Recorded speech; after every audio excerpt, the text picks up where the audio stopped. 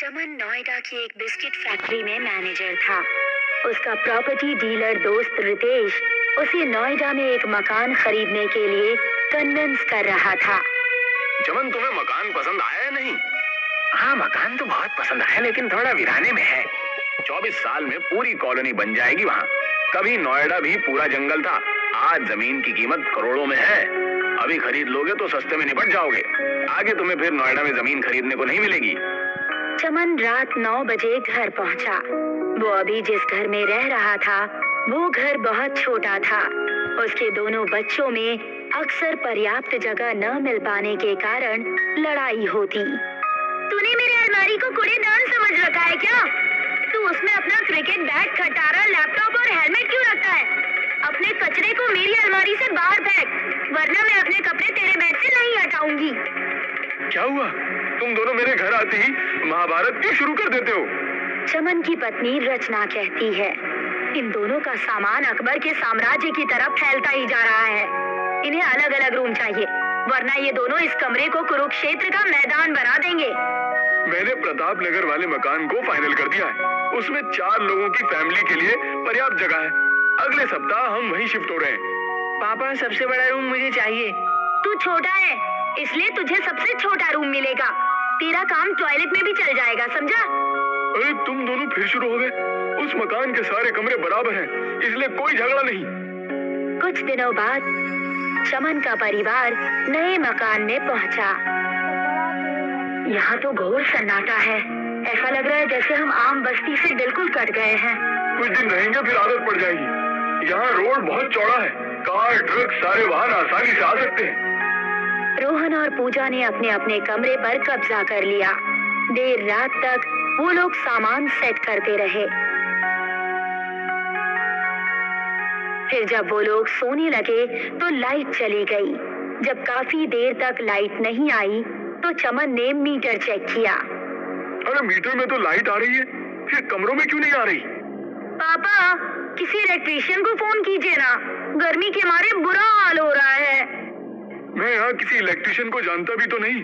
रितेश के पास इलेक्ट्रीशियन का नंबर होगा, लेकिन वो तो फोन बंद करके सो गया। तभी अचानक किसी ने डोरबेल बजाई। चमन ने दरवाजा खोला तो बाहर मुस्कुराता हुआ एक आदमी खड़ा था। मेरा नाम मुकेश है, मैं इलेक्ट्रीशियन हूँ। क्या आपने मुझे बुलाया? इससे पहले कि चमन कुछ बोल पाता, मुकेश नाम का आदमी सबसे पहले रोहन के कमरे में गया और स्विच बोर्ड खोलकर चेक करने लगा।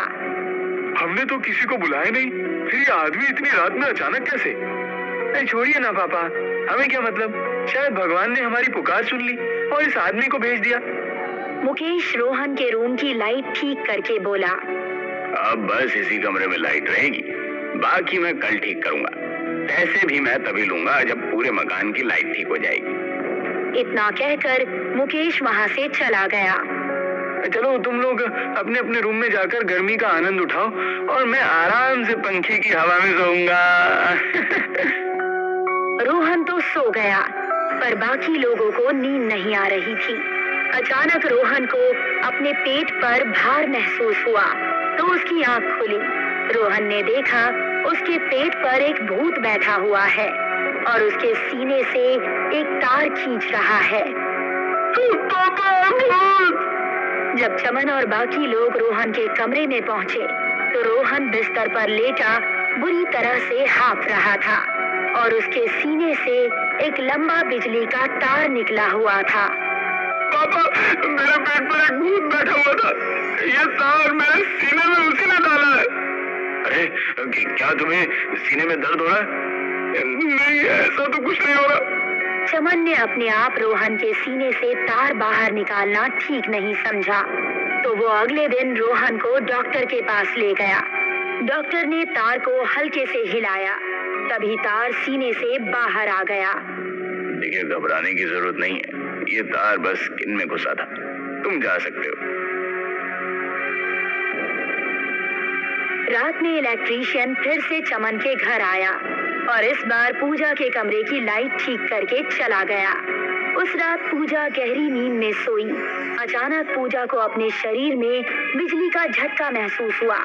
जब उसकी आंख खुली तो उसने देखा कि उसके पूरे शरीर में तार और बल्ब लिपटे हुए हैं और स्विच बोर्ड के पास भूत खड़ा हुआ था। उसके हाथ में एक प्लग था। भूत ने प्लग को सॉकेट में लगा दिया और पूजा को बिजली का तेज झटका लगा। उधर चमन और रचना अपने कमरे में बातें कर रहे थे। ये इलेक्ट्रीशियन भी अजीब है, ये एक बार में सारे घर की लाइट ठीक करके क्यों नहीं जाता? अरे होने दो, हमें क्या करना है। वैसे भी इस एरिया में दूसरा इलेक्ट्रीशियन खोजना मुश्किल है। रितेश छुट्टी पर चला गया है, उससे बात ही नहीं हो पा रही है। तभी रचना और चमन को पूजा की चीख सुनाई दी। दोनों जब पूजा के कमरे में पहुंचे तो उन्होंने पूजा को लगभग बेहोशी की हालत में पाया। अरे क्या हुआ बेटी, तुम्हारी ये हालत किसने की? यहाँ एक भूत था पापा, उसने मुझे करंट लगाया। ये सब क्या हो रहा है इस घर में? कल रोहन के सीने में किसी ने वायर डाल दिया और आज पूजा को करंट लगाया। मेरी तो कुछ समझ में नहीं आ रहा है। यहाँ कोई भूत प्रेत का चक्कर तो नहीं है? हमने बेकार में ही इस वीराने में मकान खरीदा। तुम भी कहाँ बेकार की बातों में पड़ी हो। ये दोनों भाई बहन ही भूत बनकर एक दूसरे को डरा रहे होंगे। पूजा, क्या ये बात सच है? नहीं मम्मी, मैंने रोहन को नहीं डराया। सुनिए जी, आप किसी अच्छे पढ़े लिखे तांत्रिक को बुला कर लाइए। तांत्रिक वगैरह को बुलाना मैं तभी ठीक समझूंगा जब मैं अपनी आंखों से भूत देख लूंगा। इन शैतान बच्चों की बातों पर मुझे यकीन नहीं है। अगली रात इलेक्ट्रीशियन फिर से चमन के घर में पहुंचा। सुनिए, क्या आप यहाँ कहीं आसपास रहते हैं? नहीं, मेरा घर तो बहुत दूर है। मैं तो बस यूं ही भटकते हुए यहाँ पहुंच जाता हूँ, लोगों की मदद के लिए। हाँ, आज आप पूरे घर की लाइट ठीक कर दीजिए प्लीज। आज मैं सारा काम निपटा दूंगा। मुकेश पूरे घर की लाइट ठीक करके चला गया। आज हम लोग भी चैन से सोएंगे। आपने उस इलेक्ट्रीशियन को पैसे तो दिए ही नहीं। अरे हाँ, मुझे तो ध्यान ही नहीं रहा। चमन तुरंत घर के बाहर पहुंचकर इलेक्ट्रीशियन को देखने गया, लेकिन इलेक्ट्रीशियन उसे कहीं भी नहीं मिला। चमन घर लौटकर रचना से बोला, वो आदमी तो पता नहीं कहाँ गायब हो गया। अगर कभी दिखेगा तो उसे पैसे दे दूंगा। चलो अब सो जाते हैं, 3 दिन से मेरी नींद पूरी नहीं हुई है। चमन सो गया, लेकिन रचना को नींद नहीं आ रही थी। उसे अपने बच्चों की चिंता हो रही थी। आधी रात के करीब रचना की थोड़ी देर आंख लगी तो किसी की भयानक हंसी से उसकी आंख खुल गई। रचना ने देखा कि चमन के बराबर में एक भूत बैठा हुआ है। भूत ने चमन के माथे में प्लग घुसा रखा है और चमन के पेट पर कपड़े प्रेस कर रहा है। रचना, तेरे भी गरम गरम प्रेस लगा दूंगा। रचना बुरी तरह से चीखी। भूत प्रेस छोड़कर गायब हो गया। रचना ने चमन के माथे से प्लग बाहर खींच लिया। माथे पर कोई घाव नहीं था। मुझे तो पूजा और रोहन की चिंता हो रही है। चमन और रचना रोहन के रूम में गए। रोहन पंखे से बंधा हुआ था और भूत स्विच बोर्ड के पास खड़ा था। क्या कहते हो, चला दूं पंखा? चमन, हनुमान जी की मूर्ति लेकर आइए। चमन जैसे ही हनुमान जी की मूर्ति लेने गया, भूत गायब हो गया। रोहन, तुम अभी भी कुछ देर ऊपर ही टंगे रहो, मैं पूजा को देखकर आती हूँ। रचना जब पूजा के कमरे में पहुंची तो उसने देखा पूजा भूत को नाच दिखा रही है। भूत पानी गर्म करने वाली रॉड लिए बैठा हुआ था। नाचते रहो वरना ये रॉड तेरी कमर पर छुआ दूंगा। पूजा, इस कमीने के सामने मत नाचो तुम।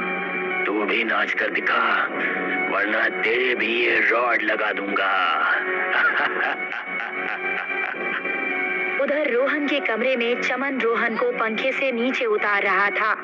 रोहन ने जब रचना की आवाज सुनी तो वो तुरंत पूजा के कमरे में पहुंचा। इस बार रोहन ने भी भूत को देख लिया।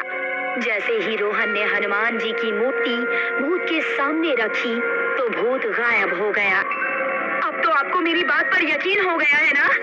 जल्दी से जाकर किसी को बुलाइए और इस घर की शुद्धि करवाइए। हमने जल्दबाजी में बहुत बड़ी गलती कर दी है। गृह प्रवेश करने से पहले हवन वगैरह जरूर कर लेना चाहिए था। उस रितेश ने हमें ये मकान दिलवाकर हमारे साथ जरूर कोई चालाकी की है। चमन ने रितेश को फोन किया। जब उसने फोन नहीं उठाया